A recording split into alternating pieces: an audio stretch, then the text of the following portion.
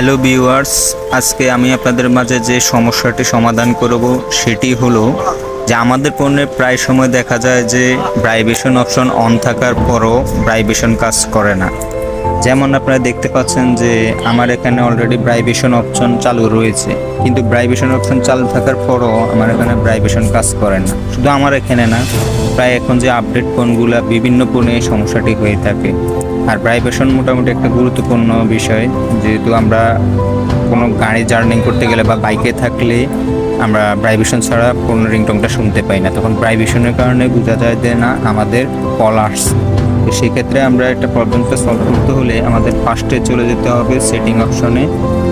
Setting অপশনে আসার পরে এখানে আমি যাবো হলো আপনার অ্যাডিশনাল সেটিংয়ে।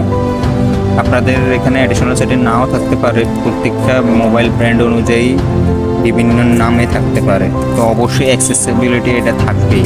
এই অপশনটি আপনারা যদি এখানে না পান, যেই কোনো ফোনই হোক না কেন, আপনারা সার্চ বারে যাবেন, সার্চ বারে গিয়ে লিখবেন অ্যাক্সেসিবিলিটি। লেখার পরে সামান্য একটু লিখলে দেখবেন অ্যাক্সেসিবিলিটি চলে আসবে। এই যে অ্যাক্সেসিবিলিটি চলে আসবে, এরপরে এখানে যাওয়ার পরে আপনারা দেখতে পারবেন যে অনেকগুলো অপশন আছে। তো ওখান থেকে আপনারা বেসিক্যালি ক্লিক করবেন। এখানে আসার পরে দেখবেন ভাইব্রেশন অ্যান্ড হ্যাপটিক্স, এই অপশনটিতে ক্লিক করবেন। দেখেন আমার এই অপশনটি কিন্তু অফ রয়েছে। আমার এই অপশনটি অফ থাকার কারণে আমার ভাইব্রেশন অন থাকার ফলেও আমার ভাইব্রেশন কাজ করছে না।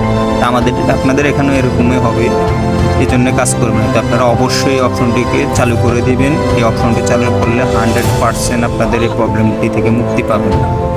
তো বন্ধুরা, আপনারা যদি এই ভিডিওটি অল্প একটু যদি আপনারা উপকৃত হয়ে থাকেন, অবশ্যই আমাকে সাপোর্ট করবেন, আমার চ্যানেলটি সাবস্ক্রাইব করবেন। এরকম আরও ভিডিও পেতে আমাকে অবশ্যই উৎসাহিত করবেন।